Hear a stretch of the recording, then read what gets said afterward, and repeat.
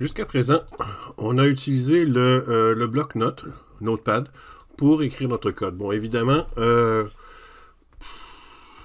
vois pas pourquoi on voudrait utiliser Notepad. Il y a des outils beaucoup plus euh, pratiques à utiliser. Je vais vous en montrer quelques-uns. Puis après ça, je vais arrêter mon choix sur un.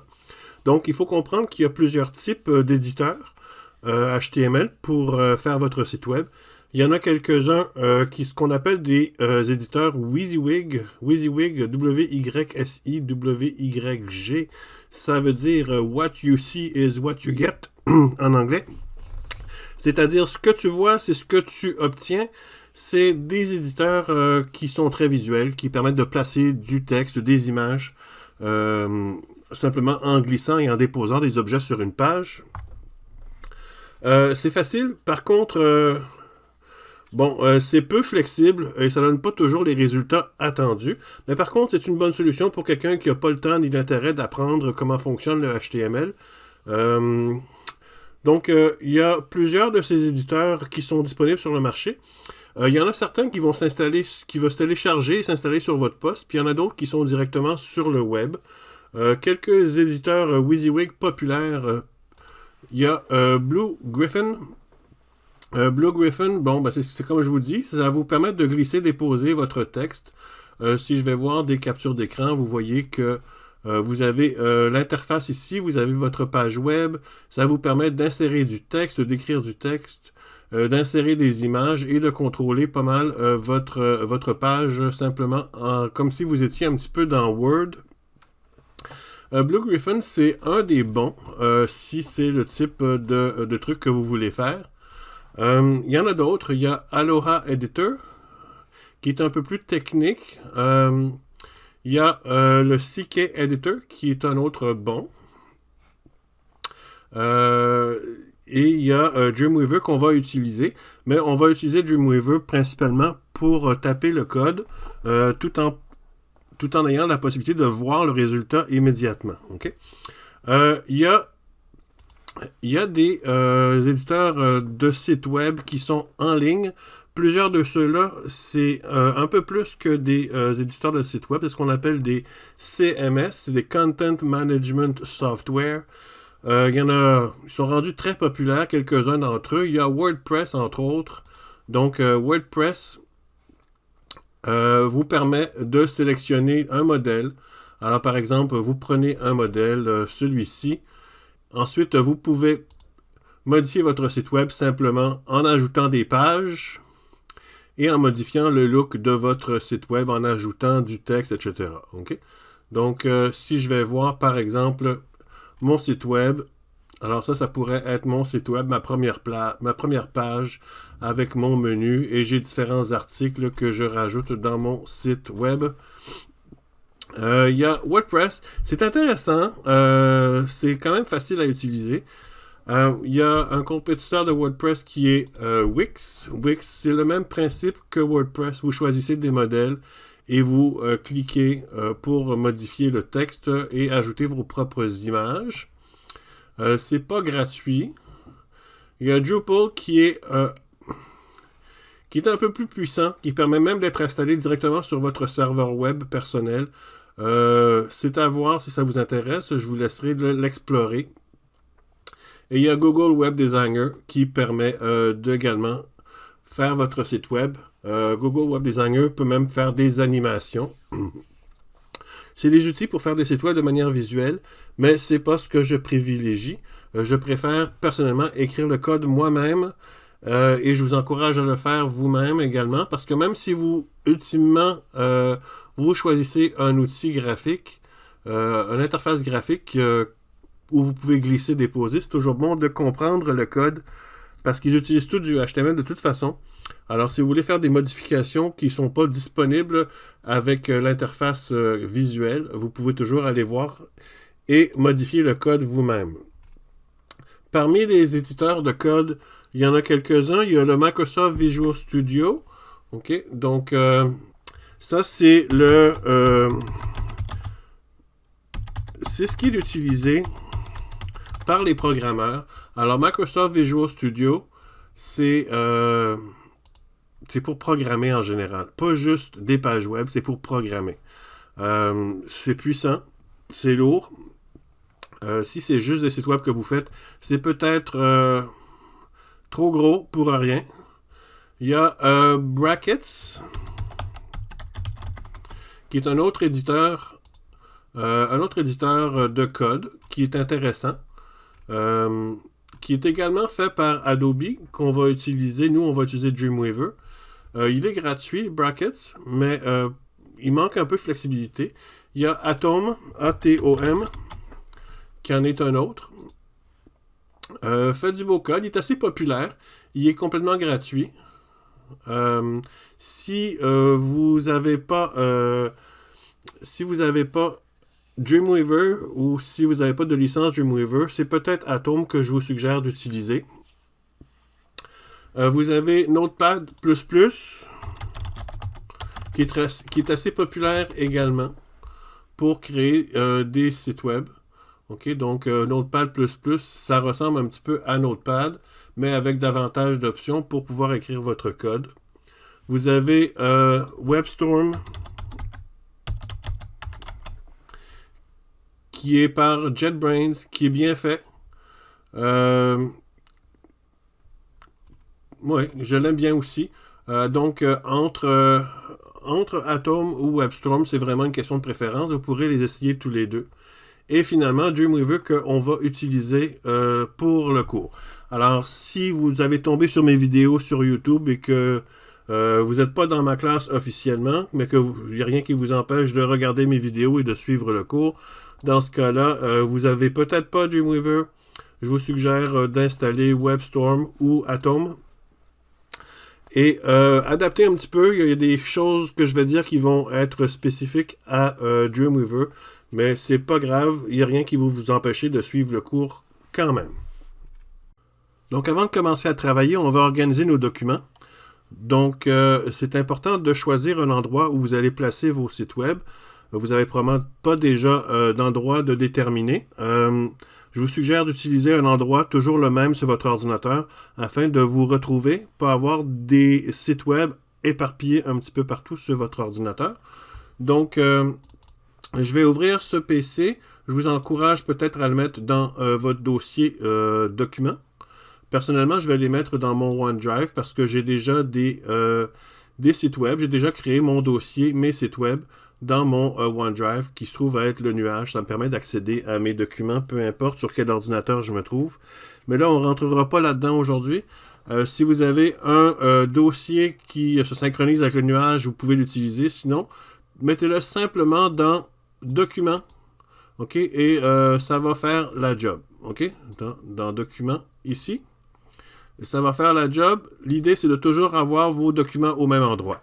Donc, moi, je retourne dans mon OneDrive, je vais dans mon dossier, mes sites web, et c'est ici que je vais décompresser les documents que j'ai téléchargés. Donc, vous avez téléchargé les documents de travail dont on va avoir besoin dans le cours, dans un dossier qui s'appelle Documents élèves. Alors, je vais les ouvrir.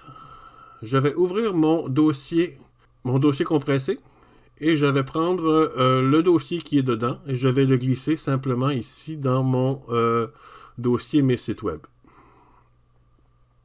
Alors, dans le dossier qui est maintenant décompressé, j'ai deux dossiers. Mon premier site avec déjà des documents et documents pour exercice. Ces documents-là, vous allez en avoir besoin plus vers un peu plus loin dans le cours. Donc, les dossiers sont décompressés. Par contre, je vais changer de nom de mon site web. Je ne veux pas qu'il s'appelle Documents élèves. Alors, mon site web, je vais simplement l'appeler, mettons, cours Dreamweaver. Vous pouvez choisir un autre nom si vous voulez. Alors, c'est dans ce dossier-là que je vais placer tout mon site web. OK? Alors, maintenant que mon dossier est organisé, go, on va partir la machine, puis on va ouvrir Dreamweaver. Alors, je vais double-cliquer sur l'icône pour ouvrir Dreamweaver. Donc, la première fois que vous allez ouvrir Dreamweaver, il va vous poser quelques questions. Donc, au départ, ça me demande, avez-vous déjà utilisé Dreamweaver? Alors, dites non, je débute. Ensuite, il va vous demander de choisir quel type d'espace de travail vous voulez, l'espace de travail du développeur ou l'espace de travail standard. Prenez l'espace de travail standard pour qu'on ait le même espace de travail que quand je vais chercher quelque chose, que le vôtre soit au même endroit. Sinon, vous risquez de vous chercher un petit peu. La prochaine question, c'est au niveau du thème de couleur. Ça dépend si vous aimez avoir un thème foncé, écrire sur un écran noir ou un écran foncé, ou vous voulez quelque chose... Oups, attends, je reviens en arrière.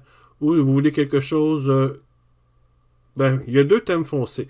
Okay? Un qui a la fenêtre plus foncée autour et l'autre qui a une fenêtre plus pâle autour. Vous avez également une option avec une page blanche, avec le tour du logiciel en gris ou le tour du logiciel en blanc. Personnellement, j'aime bien choisir le thème gris avec une page blanche. Je préfère travailler sur une page blanche, mais il y a beaucoup de gens qui préfèrent travailler avec un écran foncé. Ils disent que c'est plus facile pour les yeux. Libre à vous, ça c'est vraiment à votre choix. Ça ne vous empêchera pas de me suivre si votre écran est foncé et le mien est pâle. Donc, moi je prends le gris ici. Alors, ça me dit, vous êtes prêts à commencer?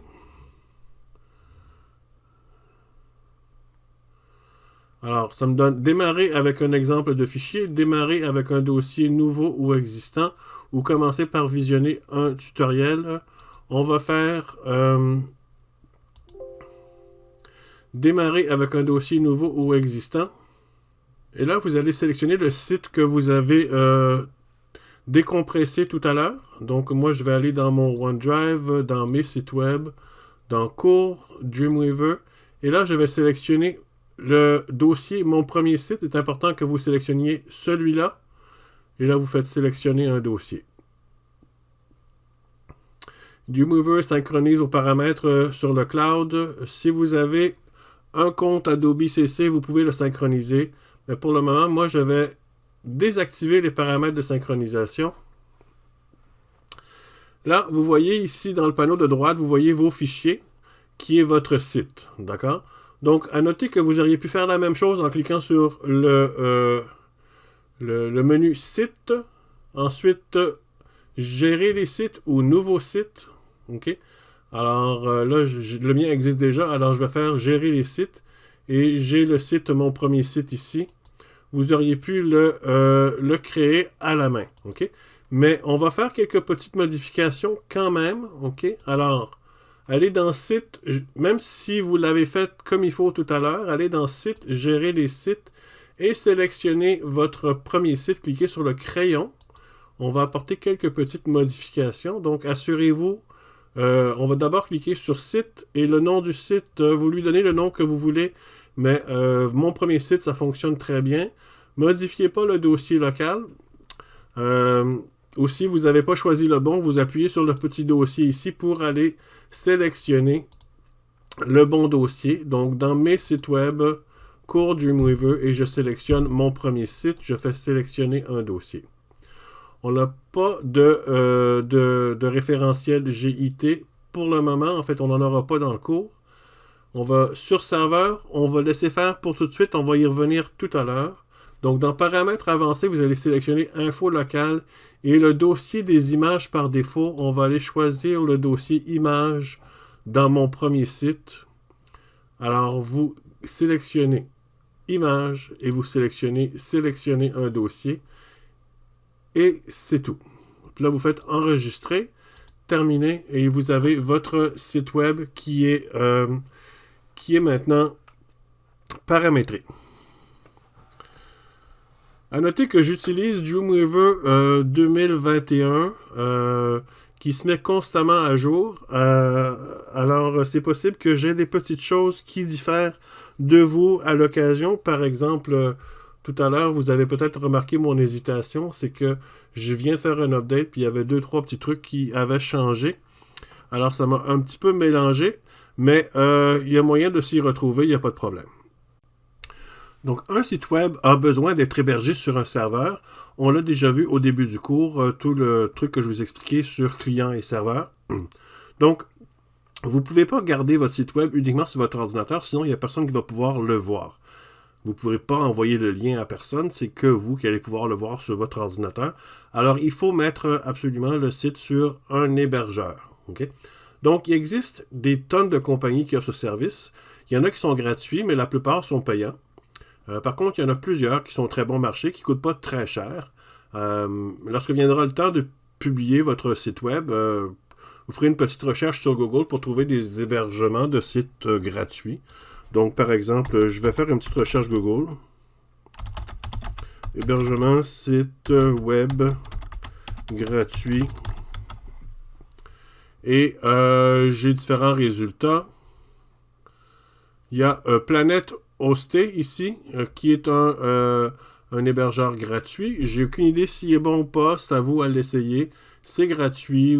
Ça semble avoir la plupart des choses que vous auriez besoin. Il y a 750 MB d'espace. Ça va être suffisant pour une couple de sites. Moi, j'utilise un hébergeur qui n'est pas gratuit. Je paye pour l'avoir. Parce que je veux être certain que mon site fonctionne tout le temps. Le désavantage des sites web gratuits, c'est que des fois, ils font des mises à jour. Des fois, le site il est down. Des fois, vous allez sur le site puis il ne fonctionne pas. Pendant une couple d'heures, il y a des pannes. Bon. Mais quand c'est gratuit, on a ce qu'on paye pour. Hein? Donc, vous pouvez commencer par un site gratuit. Si vous aimez ça et vous voyez que vous utilisez souvent votre site, vous pouvez décider d'investir pour payer pour avoir un meilleur service.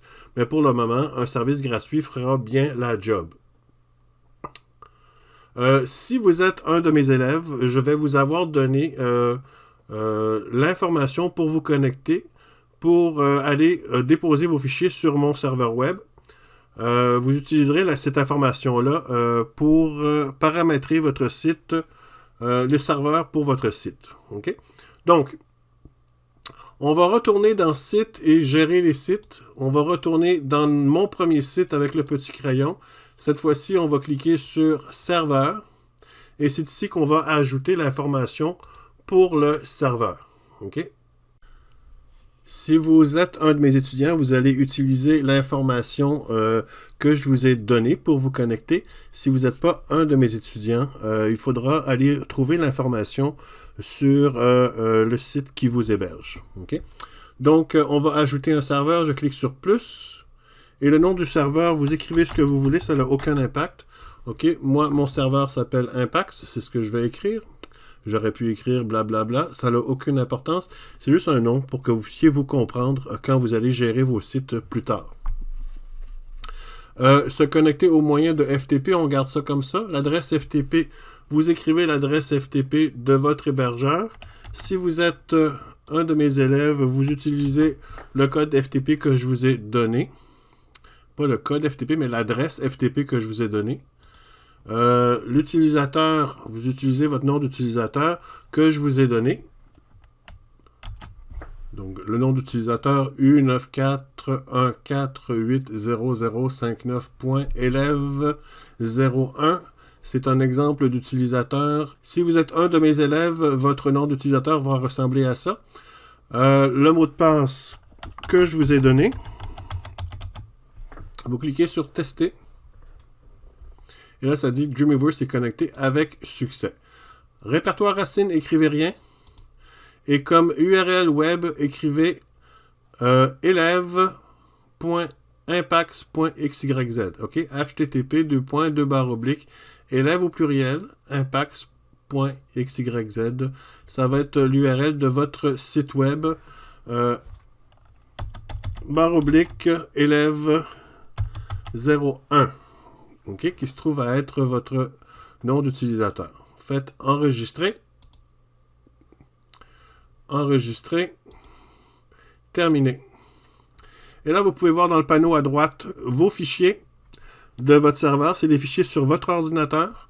Et si vous cliquez ici, à côté de affichage local, vous pouvez sélectionner serveur distant. Ça va vous connecter par FTP au site web. Alors, présentement, on n'a aucun document à part, on a juste un document qui s'appelle index.html sur notre serveur web. On va s'occuper de ça plus tard. On va retourner à l'affichage local.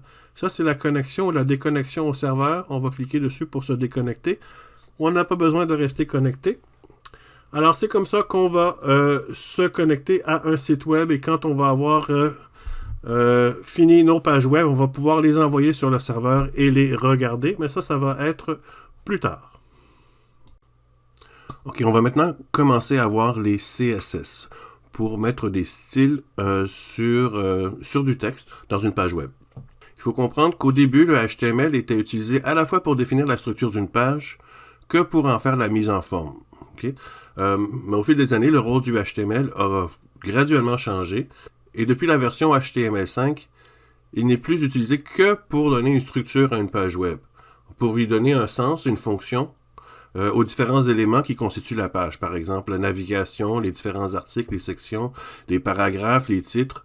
Mais en ce qui concerne la mise en forme, les couleurs, le placement et tout ça, on va utiliser les CSS.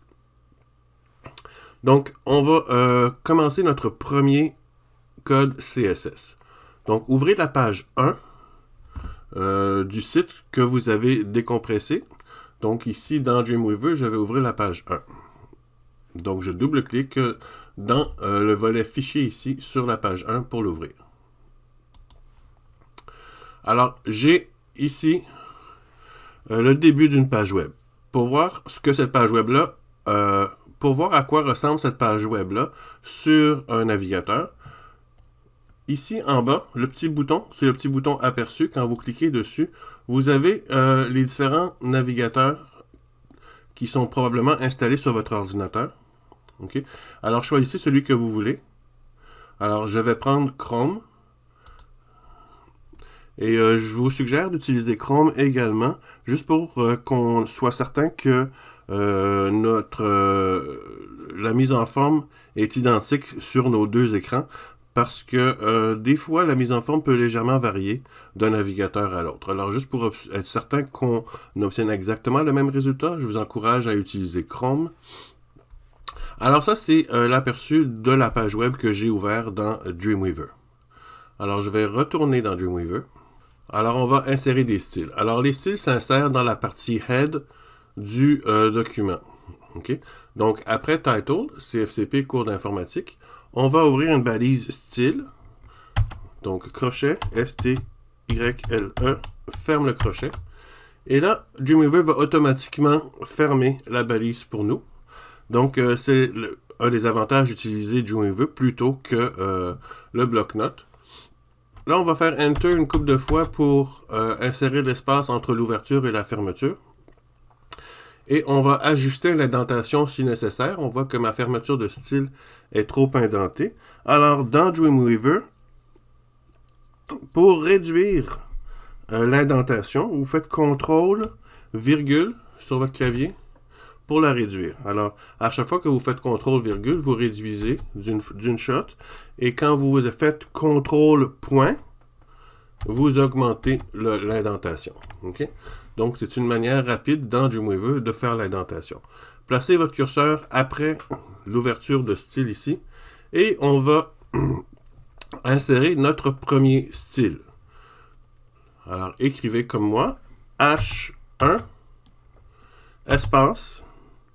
Puis là, ouvrez les accolades, ok? C'est la touche Alt et la deuxième touche à la droite du L, ok?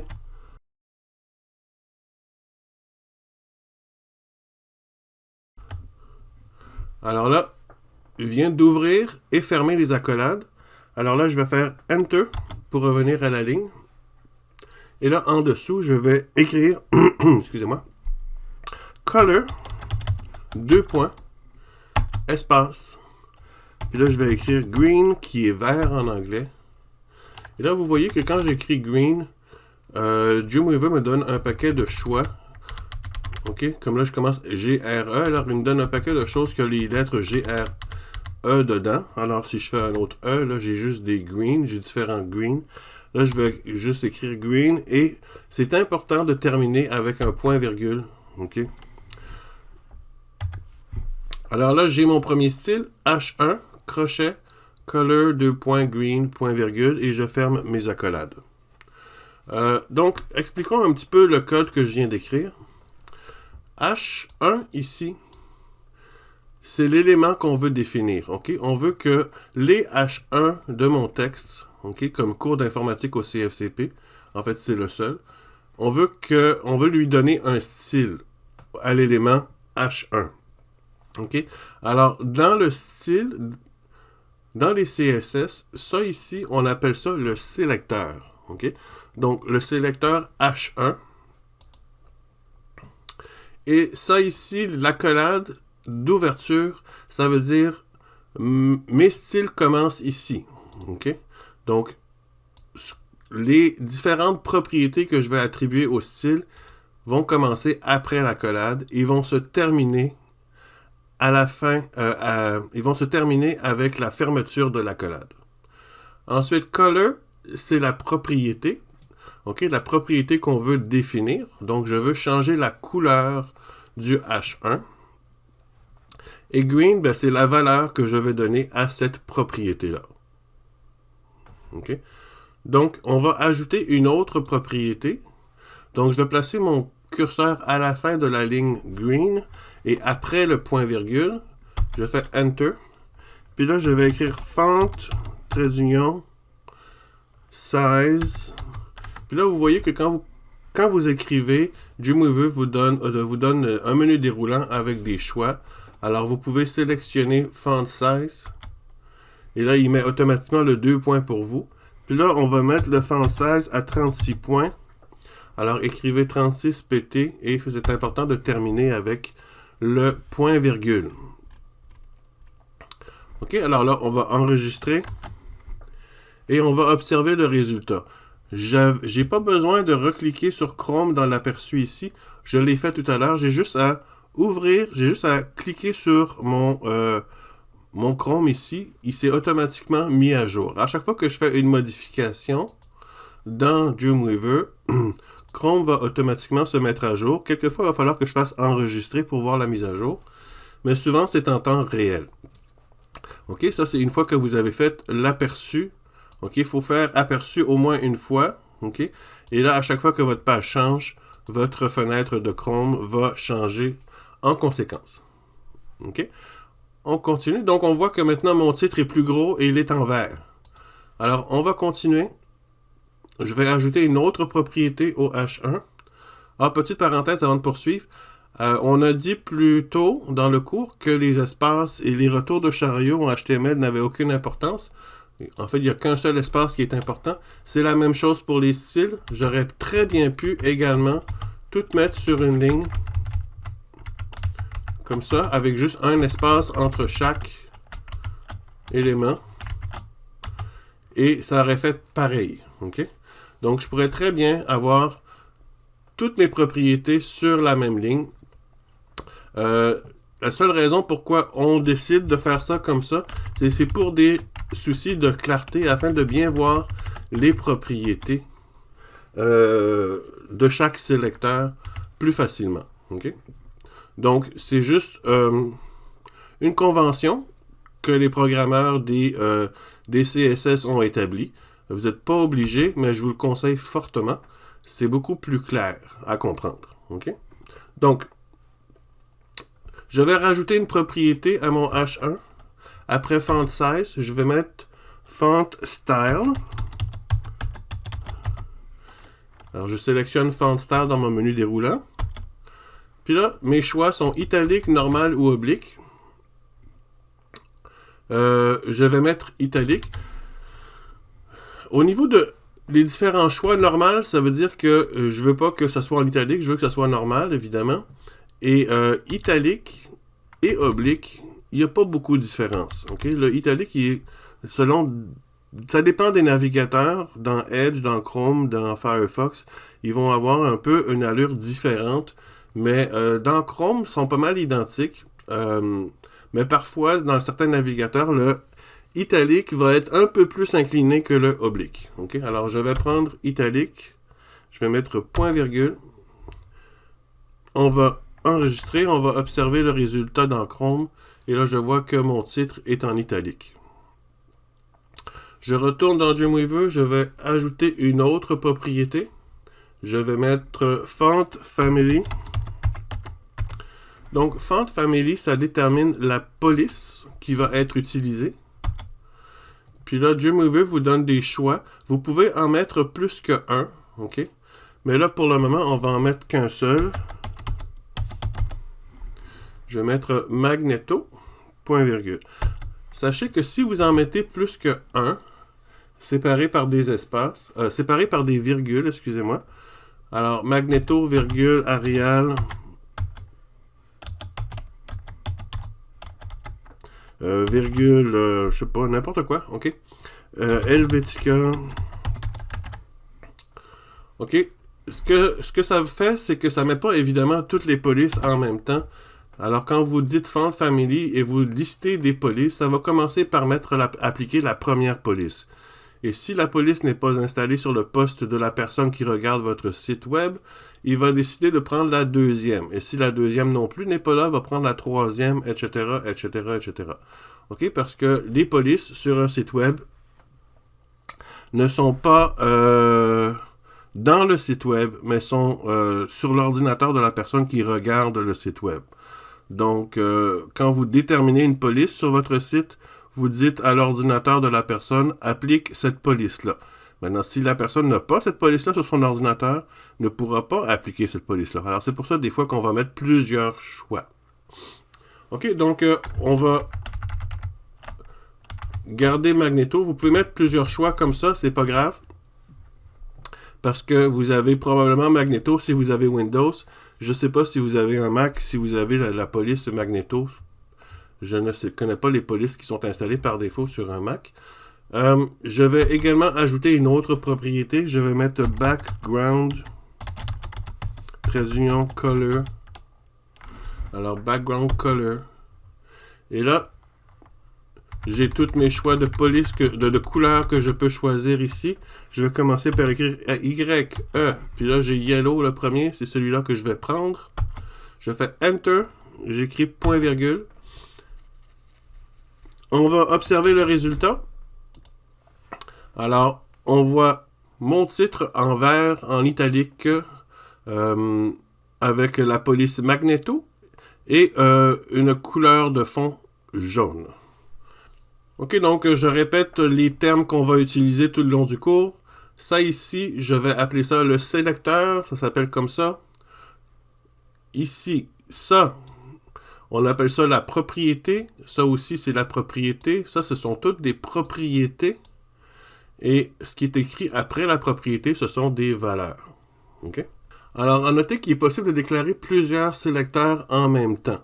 Par exemple, si je voulais que tous les titres soient toujours en bleu marin, après la fermeture de mon H1, je vais faire Enter et je vais écrire un nouveau sélecteur. Je vais écrire H1, virgule, H2, virgule, H3.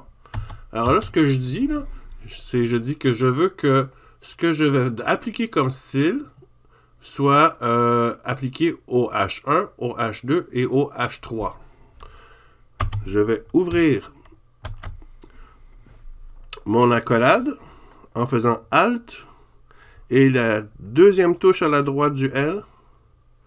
Je fais Enter. Puis là, je vais écrire Color. 2 points. Espace. Navy. C'est tout. Non, point virgule. C'est toujours important de mettre le point virgule à la fin de votre valeur. Je vais enregistrer et aller voir mon résultat dans Chrome. Et là, on voit que tous mes titres sont en bleu. Alors, notez que même si j'avais déterminé dans mon H1 que la couleur était verte, elle est quand même en bleu parce que les styles sont appliqués dans l'ordre en commençant par le haut. Alors, j'ai commencé par déclarer mon H1 vert, puis après ça, j'ai dit que mon H1 était bleu. Alors, il l'applique en bleu. Si j'avais mis... Je vais inverser pour vous le démontrer. Je vais déplacer ce sélecteur-là avant l'autre. Alors là, j'ai H1, H2, H3, Navy, H1 vert. Maintenant, si je vais voir mon code, mon H1 est en vert parce que c'est le dernier déclaré. Okay? Donc, c'est important de... L'ordre, il n'est pas n'importe comment. L'ordre est important. C'est toujours les derniers qui sont appliqués sur votre page. Alors, quelques petites notes sur les propriétés qu'on a vues jusqu'à maintenant. Donc, on va commencer par la couleur. Donc, la propriété couleur, évidemment, comme on l'a vu, c'est pour donner une couleur à la police. On peut nommer les couleurs de plusieurs façons. On peut nommer le nom de la couleur. OK? Et quand vous écrivez color 2 points, vous avez toutes les couleurs qui ont un nom, OK, dans le menu déroulant ici. Vous pouvez également aller consulter les couleurs qui ont un nom sur le site du w3school.com. OK? Donc, le lien, c'est w3schools.com/colors/color barre en dessous names.asp. OK? Alors là, vous avez toutes les couleurs qui existent, qui peuvent être nommées par leur nom. OK? Vous pouvez mettre ça dans vos favoris si vous le voulez. OK? Donc, il y a 140 couleurs qui peuvent être nommées par leur nom. Mais évidemment, il y a plus de couleurs que ça qui existent dans toutes les couleurs. OK? Donc, il y a une autre manière d'indiquer la couleur, c'est d'en indiquer le code au lieu d'en indiquer le nom. OK? Le code de la couleur va toujours commencer par le signe numéro. Quand vous indiquez le signe numéro, Dreamweaver va vous amener cet écran-là qui vous permet de choisir une couleur. OK? Alors, vous pouvez utiliser la barre ici pour sélectionner une teinte de couleur. Ensuite, si vous avez choisi par exemple un bleu, vous pouvez y aller vers les teintes plus gris vers la gauche et plus vibrantes vers la droite et les plus pâles au plus foncé. OK? Donc, vous pouvez aller choisir différentes teintes de ce bleu-là. Vous pouvez aller dans les roses, dans les rouges, etc. OK? Donc, ici, ça vous permet de sélectionner la couleur à l'écran. Mais notez que, je vais partir de cet écran-là. Notez que, juste, je veux que vous compreniez comment les couleurs fonctionnent. Donc, on commence par le signe numéro. Ensuite, c'est suivi de 6 caractères. Et ces 6 caractères-là s'expriment avec des chiffres de 0 à 9 et les lettres de A à F. C'est ce qu'on appelle le code hexadécimal. Okay? Donc, ces chiffres de 0 à 9 et des lettres de A à F sont regroupés, se séparent en 3 groupes de 2 caractères.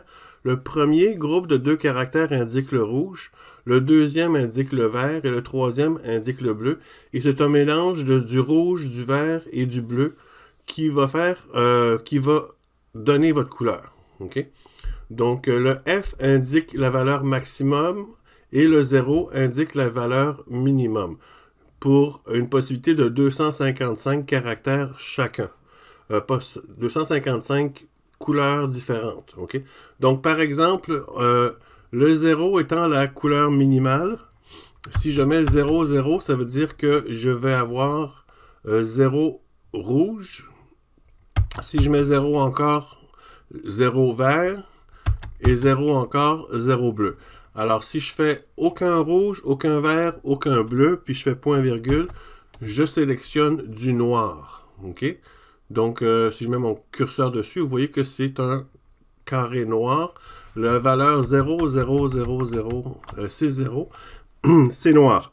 À l'opposé, les F, c'est le maximum. Donc, si je mets le maximum de couleurs, le maximum de rouge, le vert et de bleu, ça me donne du blanc parce que toutes les couleurs ensemble donnent du blanc. Okay? Dans le spectre de couleurs de lumière, parce qu'on parle de lumière ici. Okay? C'est sûr qu'à l'imprimerie, c'est pas pareil, mais là, on ne parle pas d'imprimerie. Quand on parle de web, on parle d'écran. Okay? Les écrans, c'est de la lumière. Donc, le maximum de lumière, ça donne du blanc. Maintenant, on peut évidemment modifier ça. Si je prends, par exemple, maximum de rouge et aucun vert et aucun bleu, ben, ça va me donner du rouge. Si je mets aucun rouge, maximum de vert et aucun bleu, ça me donne du vert.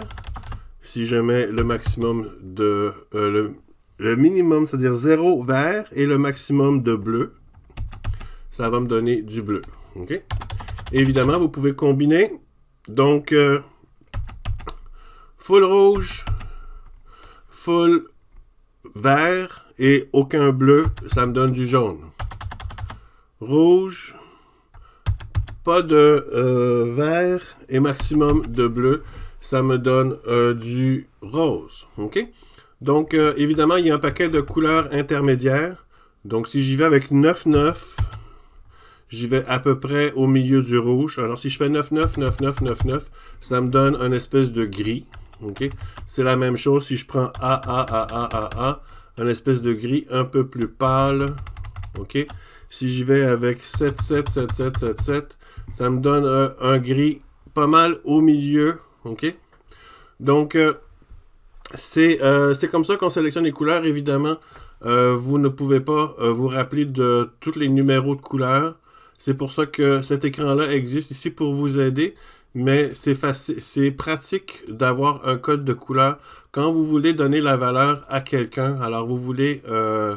la meilleure manière de dire à quelqu'un une couleur et que sa couleur donne la même que la vôtre, c'est de lui donner le numéro de la couleur. Et là, vous allez exactement obtenir la même couleur. OK? Donc, ça, c'est une manière commune d'indiquer les couleurs en HTML, c'est d'indiquer le code hexadécimal, où vous pouvez utiliser le nom de la couleur si la couleur que vous voulez est bien représentée, avec un nom. OK? Donc, je vais revenir à Navy. Mais il ne faut pas mettre de signe de numéro quand vous donnez le nom de la couleur. Vous écrivez juste le nom. Alors, deuxième chose qu'on a vue, c'est la taille de la police. OK? Le font size, on a mis 36 points tout à l'heure. OK? Notez qu'on peut utiliser différentes unités. Là, j'ai mis point. OK? Donc, on peut utiliser également l'unité pixel et l'unité pourcentage. OK? Le point que j'ai utilisé tout à l'heure, c'est l'unité de caractère qu'on est habitué d'utiliser dans Word et autres. OK? Ça représente 1/72e de pouce. Donc, la taille va être différente dépendamment de la taille de l'écran. OK? Le pixel, si j'utilise 36 pixels... Attendez, je vais vous montrer quelque chose avant de continuer.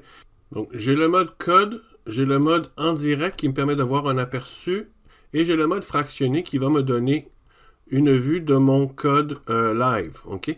Donc, je vais utiliser ce mode-là juste pour vous montrer en direct ce qui se passe quand je change mon font size. Là, observez le H1 en haut ici. Donc, si je change 36 points par 36 pixels, ben, c'est plus petit parce qu'un pixel, c'est plus petit qu'un point. OK? Un pixel, c'est la taille d'un pixel à l'écran. Okay? Donc, sa taille va encore être différente dépendamment de la taille de l'écran et de la résolution de l'écran de la personne qui regarde votre site web. Si j'utilise le pourcentage, c'est la taille d'un caractère relativement à la taille de caractère parent. Okay? Donc, si dans mon body, ici, j'ai déterminé une taille, ben, ça va être 36%. Si je change en pourcentage, ça va être le 36% de la taille que j'ai donnée dans le body. Si je le mets à 50%, c'est 50% de la taille par défaut ou le 50% de la taille du body. Par exemple, si je vais vous mettre dans body ici, je vais ouvrir un sélecteur body. Puis je vais mettre dans mon body font size. Et là, je vais déterminer la police, la taille de police par défaut pour tout mon document. Je vais la déterminer à, disons, 16 points. Alors, je vais dire 16 pixels. Alors, mettons que je dis que la taille de ma police sur tout mon site est de 16 pixels. Et que dans mon H1, je dis que je veux que ma police soit à 200%. Ça va être, mon H1 va être exactement 2 fois plus gros que le texte normal de mon site. Donc, c'est ça que ça veut dire quand on utilise le pourcentage. On n'utilise généralement pas le pourcentage si vous n'avez pas la police de déterminer, la taille de police de déterminer ailleurs dans votre document. Le font style, c'est comme je vous l'ai dit, c'est italique ou normal. Il y a oblique qui existe aussi, mais qui ne fait pas grande différence. Le font family, je vous l'ai expliqué tout à l'heure, c'est la police qui est utilisée. Comme je vous l'ai expliqué, c'est la police. Il faut utiliser la police que les gens ont installée sur leur ordinateur. Sinon, ils ne pourront pas voir la police que vous avez déterminée. C'est pour ça qu'on donne plusieurs choix. Ça, je vous l'ai expliqué tout à l'heure. À noter également que si le nom de la police a plusieurs mots, il faut la mettre entre guillemets. OK, donc maintenant, où est-ce qu'on spécifie les styles? Donc, je vais revenir en mode code. On a spécifié les styles dans la balise style ici, okay, dans l'élément style qu'on a créé, et on a inséré nos styles à l'intérieur, et c'est là qu'on doit insérer les styles habituellement. Sauf que c'est aussi possible de définir le style directement dans un élément, okay, ou même dans un fichier externe.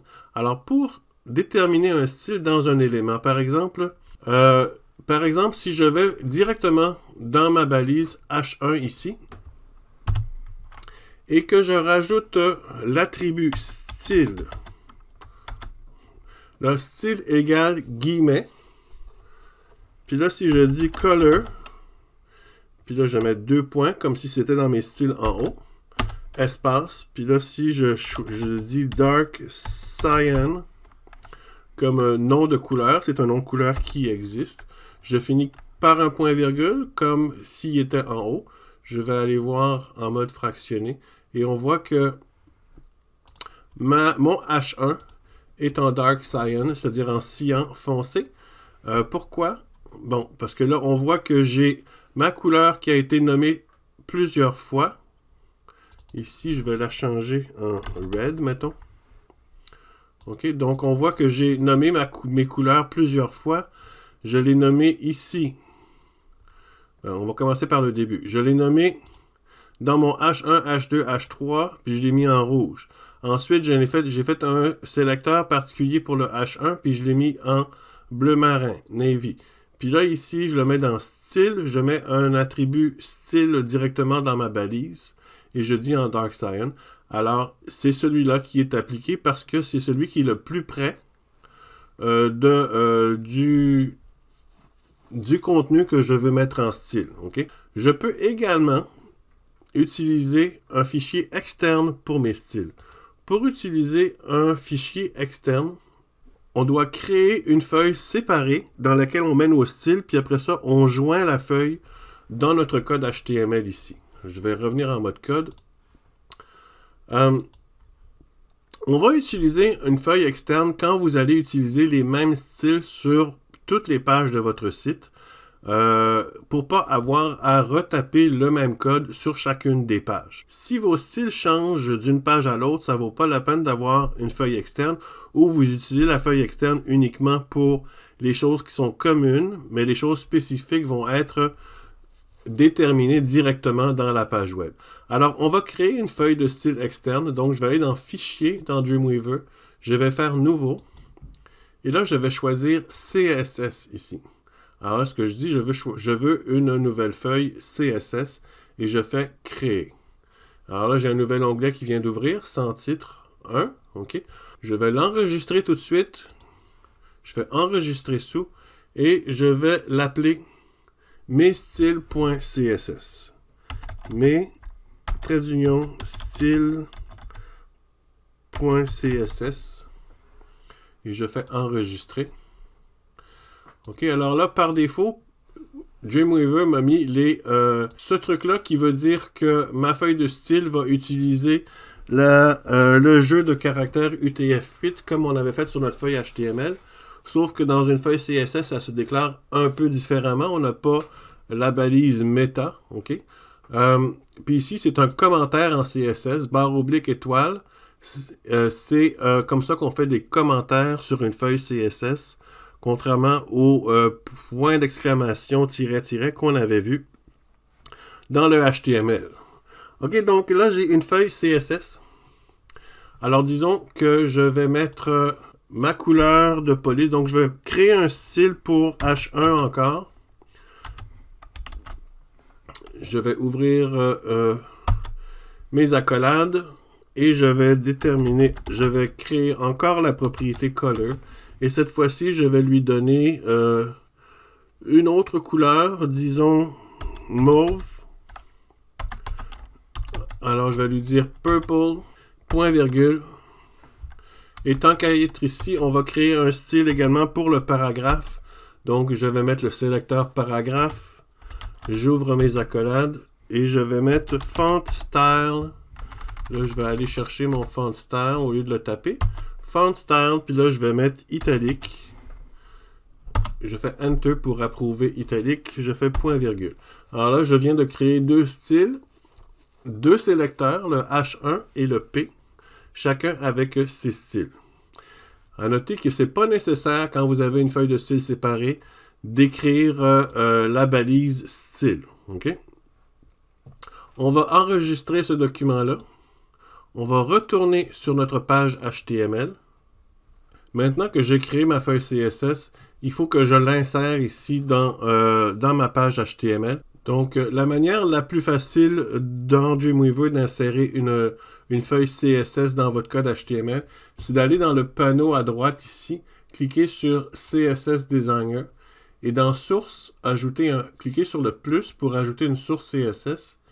Et là, vous pouvez créer un nouveau fichier CSS. J'aurais pu faire ça ici au lieu de faire fichier nouveau. Mais là, il existe déjà, alors je vais sélectionner joindre un fichier CSS existant. Et là, je vais aller le parcourir pour aller le chercher. C'est messtyles.css, je fais OK. Alors, ajouter sous, c'est un lien que je veux faire, alors je fais OK. Alors là, il y a inséré la balise nécessaire ici pour ma feuille externe. OK? Alors, on voit dès que j'ai fait ça, il a rajouté un onglet à côté. En dessous de page 1.html, il a mis deux petits onglets pour le code source et pour mes styles. Alors, je peux passer de un à l'autre en appuyant ici. Parce qu'ils sont joints ensemble, j'ai pas besoin de l'ouvrir séparément. Je peux le fermer parce que maintenant, ma feuille est disponible ici directement. OK? Donc, j'enregistre et je vais voir ce que ça a l'air sur ma feuille dans Chrome. Je vais aller voir ce que ça a l'air dans Chrome. Alors, si je regarde ce que j'ai demandé à ce que mes paragraphes soient en italique et que mon H1 soit en mauve. Alors, je vais aller voir ma page web. Alors, mes paragraphes sont en italique, mais mon titre n'est pas en mauve. OK? Je vais revenir à mon code. Alors, on va comprendre pourquoi. Pourquoi est-ce que, pourtant, j'ai dit que je voulais que mon paragraphe soit en mauve. Ben, c'est parce qu'il y a plusieurs raisons. Parce que c'est des styles en cascade. OK, les CSS, c'est Cascading Style Sheets. En cascade, ça veut dire qu'il y a plusieurs niveaux de style. Donc, comment est-ce que votre navigateur lit le site web avant de l'interpréter? Il commence par lire la première ligne, puis lit la deuxième, puis lit la troisième. OK? Donc, il va lire ça, il va arriver ici, il va dire « Ah, mes H1, mes H2, mes H3 sont en rouge. » Alors, il va appliquer ça en rouge. Il continue à lire la page, puis là, il dit « Ah, les H1 sont en navy, en bleu marin. » Alors, je vais changer la couleur du rouge au bleu marin. Maintenant, mon H1 il est en bleu marin. Je continue à lire la page. Ah, j'ai une feuille de style à aller lire. Alors, je vais aller lire la feuille de style. Alors, il va lire la feuille de style, puis il dit « Ah, mon H1 est en mauve. » OK? Alors, je vais appliquer la couleur mauve à mon H1. Puis là, il continue à lire la page. Puis là, il arrive ici. Il dit « Ah, mon H1, il est en cyan foncé. » Alors, je vais le mettre en cyan foncé. OK? Alors, c'est pour ça que quand je regarde dans Chrome, ma page est... mon titre est en cyan. Je vais retourner à Dreamweaver. Je vais mettre en mode fractionné pour pas avoir à passer de un à l'autre constamment. Alors maintenant, je vais enlever mon attribut color ici dans mon élément. Alors, dès que je l'enlève, maintenant, mon H1 est en mauve. OK? Remarquez ce qui arrive maintenant si je change mon link href ici, ma feuille de style, si je l'enlève d'ici et si je la place devant les styles, alors on voit maintenant que la couleur est en navy, OK? Parce que là, la dernière couleur qui est appliqué, c'est le Navy. Si j'enlève Navy ici, il est en rouge parce que c'est celui qui est demandé là. Alors, si j'enlève le sélecteur H1, je garde juste H2, H3.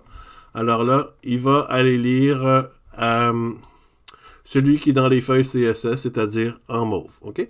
Donc, il faut comprendre que les couleurs et les propriétés, pas juste les couleurs, les propriétés en général, sont appliquées du haut vers le bas. Alors, on va maintenant faire un exercice. Tout au long du cours, vous allez avoir plusieurs exercices à faire. Et lors de ces exercices, vous allez avoir à créer un petit site web par vous-même. Okay? Contrairement au cours où je vous accompagne, les exercices, vous allez les faire tout seul, sans accompagnement. Ça va vous servir de pratique. Alors, chaque exercice va constituer un élément du site qui sera complété à la fin du cours. Assurez-vous de valider chaque exercice avec moi, si vous êtes un de mes élèves, ou avec votre enseignant, si vous avez un autre enseignant. Si vous travaillez tout seul, ben, essayez de vous débrouiller. OK. Donc, la situation pour le site que vous allez créer est la suivante. Vous êtes impliqué dans la communauté de votre ville qui débute une campagne de sensibilisation sur le réchauffement climatique. On vous demande de créer un petit site web sur le sujet, donc sur le réchauffement climatique. Le texte est déjà écrit, les photos sont déjà été sélectionnées. Il reste juste à placer le tout sur des pages web que vous allez faire. Okay? Donc, dans le dossier que vous avez téléchargé plus tôt, dans le cours, il y avait les documents du site sur lesquels on travaille présentement. Il y avait un autre dossier qui s'appelait « Documents pour exercice ». Et dans ce dossier-là, vous allez avoir tout ce dont vous avez besoin pour créer le site. Il y a plusieurs photos que vous aurez à manipuler, on verra ça plus tard, et il y a un document Word qui s'appelle Réchauffement climatique et qui contient le texte que vous allez utiliser. Okay? Donc, on va ouvrir le document Word Réchauffement climatique et la première page, c'est le texte dont vous allez avoir besoin. Alors, ce qu'on va faire, c'est qu'on va sélectionner tout le texte, on va le copier, on va retourner dans Dreamweaver. Et là, ici, je vais créer un nouveau dossier dans lequel je vais placer mon nouveau site. Okay? Donc, pour créer un nouveau dossier, cliquez sur le répertoire racine, site ici, avec le bouton droit, et vous faites Nouveau dossier. Là, vous avez un dossier sans titre, puis là, appelez-le Exercice.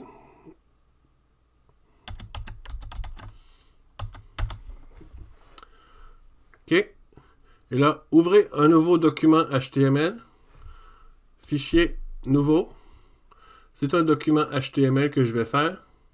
Je vais cliquer sur Créer pour créer mon document HTML. Je vais passer uniquement en code. Et là, on voit que les balises ont déjà été insérées. Je n'ai pas besoin de le faire. Et vous allez placer votre texte dans le body en faisant CTRL-V pour coller. OK. Et là, vous allez...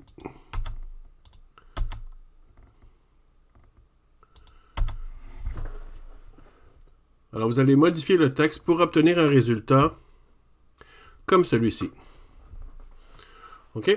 Donc, prenez le texte de la première page du document Word et faites les modifications nécessaires dans le code HTML et avec des CSS pour obtenir ceci. Quand vous allez enregistrer votre document, assurez-vous de l'enregistrer dans le dossier exercice. Puis, vous allez l'appeler exercice 1, barre en dessous, votre nom. OK? Mettez pas d'espace dans le nom du fichier. Alors, vous pouvez juste dire votre prénom, ça va faire la job. OK? Alors, exercice 1, barre en dessous, Patrick. Alors, ça va être le nom de votre document pour l'enregistrer. OK? Donc, je vous remontre le résultat final. Alors, quand vous aurez terminé l'exercice 1, votre page devrait ressembler à ça. OK? Faites-vous-en pas pour les retours de chariot. Hein? Quand je change la taille de mon navigateur, mes lignes s'élargissent. OK? C'est normal. Alors, essayez pas, je ne veux pas vous voir faire un retour de chariot à la fin de chaque ligne. OK? C'est normal que la taille des paragraphes change quand je change la taille de mon navigateur. Il faut juste que vous insériez ce qu'on a appris, c'est-à-dire les titres des différents niveaux et un paragraphe pour chaque paragraphe. OK? Quand c'est en caractère gras, je voudrais que vous le mettiez en caractère gras. Quand c'est en italique, je voudrais que vous le mettiez en italique et que vous mettiez les couleurs appropriées également. C'est bon? Alors, bonne chance.